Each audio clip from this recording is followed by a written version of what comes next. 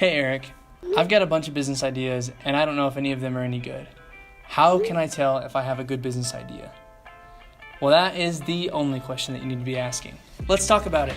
Everyone who has ever had an idea has wondered this exact same thing. Is my idea any good? Is it worth pursuing? Should I put some dollars behind this? Should I try to trick my uncle into giving me some money?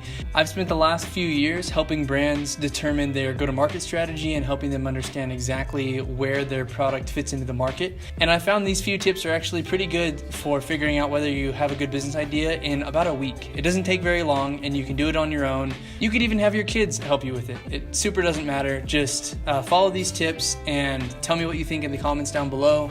And if you need any help with your business ideas, please follow me on Instagram and DM me at @theideadad. I post videos about every day, and so please hit the subscribe button down below and hit the little bell for notifications. This is one of those that's going to be a little bit more niche that people are going to have to search for, but I don't care.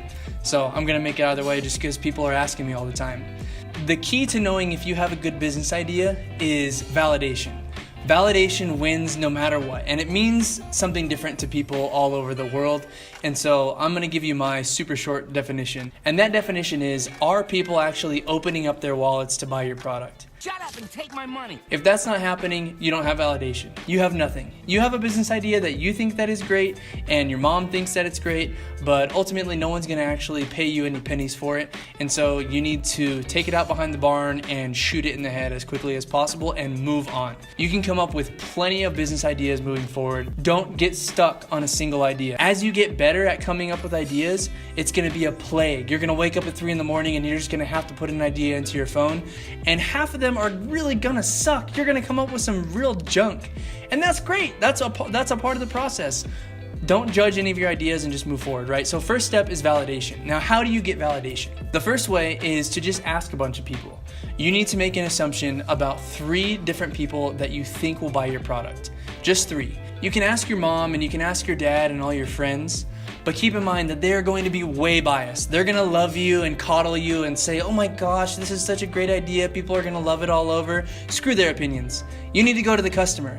Your mom is great, but unless she is actually the target, like moms of people your age, then you don't need to go and ask her. You need to hit the pavement, you need to go where the customers are, and you just need to have a clipboard in hand and ask them a bunch of questions. It's actually really easy to know whether or not you are onto something great. In this first validation phase, it's super important to keep your ears open. Listen as well as you can to your customers, because a lot of the times they're going to tell you, oh, I like your idea, but I think I would do it slightly different. I'm feeling that pain, but just in a different way, and I'm solving it a different way. Listen to all that feedback. When I was first validating my nanotechnology business, I went out to 3,000 pregnant women, and I asked them everything that I could about the product. I wanted to know what kind of fabrics they were wearing, what kind of brands they liked, where they shopped, how many kids they were planning on having, their anxiety level, and ultimately their willingness to pay. And we found out through all this validation that my initial assumption that women would want an at-home ultrasound system was dead wrong. I asked like 50 women, and out of those 50 women, I think 48 of them told me that they would never put an at-home ultrasound system next to their belly under any circumstance. So I said, whoa, okay, I'm not gonna do that. I'm gonna move on to something else. So I teamed up with this professor and I found out that there was a different way to do it, and then I presented that to them and they said it was great. They loved the idea, and so from then on out, it was just iteration. How big do the sensors need to be? What does the app need to look like? What colors do you like? Do you like this brand name? I asked them everything. For the initial phase, you really only need to go ask about 30 people. And trust your gut. The first customer group that you reach out to is usually going to be the right one, because it's usually you. You're the one that you're solving the product for. You thought of the idea in your day-to-day life. So it's likely that people who are like you are going to feel the same way about your business idea. So go and find people like them. And the basic process for asking people is just walk up to them and say, hey, how are you? My name is Eric, and I have a business idea that I want to run by you. And they'll usually say something like, oh yeah, sure, awesome. At that point, ask another validation question, which is usually something geared towards the pain. Hey, have you ever been doing this activity and you've noticed that it's inconvenient in some way?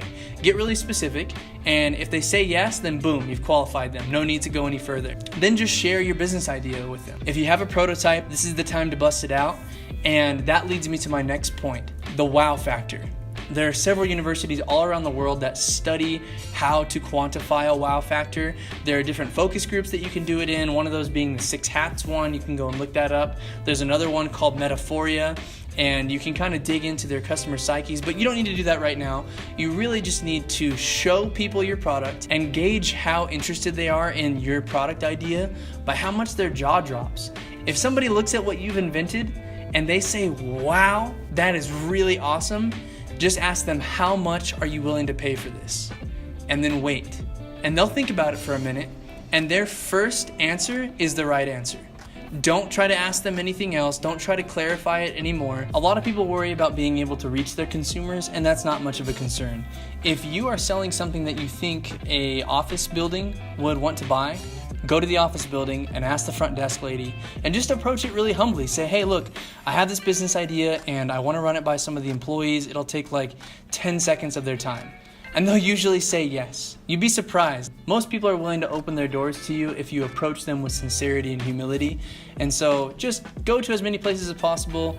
It's gonna be really weird at first just walking into an office building, but you have to do it. You have to. If you want to run a business, you have to go where the customers are. That's step number one. Another way to tell if you have a great business idea is looking at search volumes. Now, there are a ton of tools to help you understand how many people are searching for any given keyword. Some of them are free, some of them you have to pay for. Some of them offer free trials, so it's kind of a hybrid of both of those options. I would do the free trial thing and get something like a Jungle Scout or a Merchant Words or one of the Google tools and type in a short description of your product. 1 to 3 words. If you can nail it down to 2, then usually those tools will spit out a bunch of search volumes for all the different combinations of those keywords, so you can have a really good idea of how many people are actually feeling the same pain that you are. A lot of the times these companies that have made these billion-dollar products were just looking at people who were searching for pain. And I know I mentioned fidget spinner a lot on these videos, but these guys did a really great job because there was already a sizable amount of the market that was looking for ADHD toys. They had people that were searching for the phrase, literally searching, how do I keep my foot from tapping in class? And so they ranked through all those keywords and they were able to make a great business off of that. Now, there are a myriad of other ways to figure out if you have a good business idea. If you've made something that's faster, if you've made something that's cheaper, or you've eliminated a step in the process, that usually lets you know that there's a good business idea.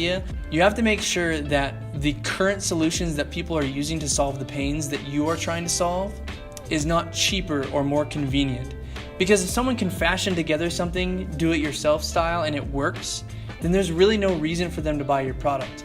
You want to make sure that people are actually feeling legitimate pain and that they're going to have value added to their life by buying whatever widget is that you invented.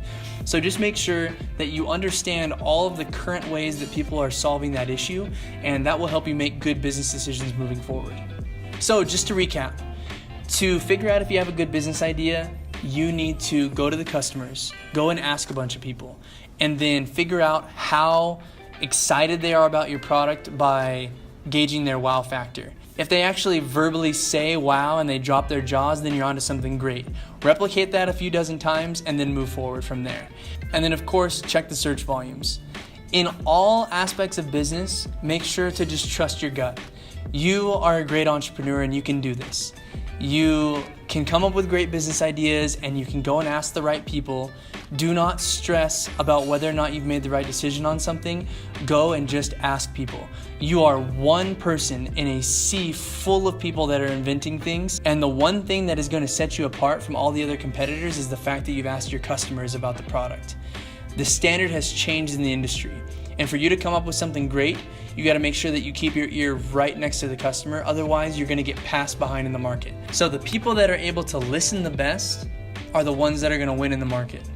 Thank you guys for checking out this video. If you haven't done so already, subscribe below. I post new videos almost every day. It pretty much just depends on what my son has planned for me. So I'll try to keep releasing as many videos as possible, so long as people keep subscribing.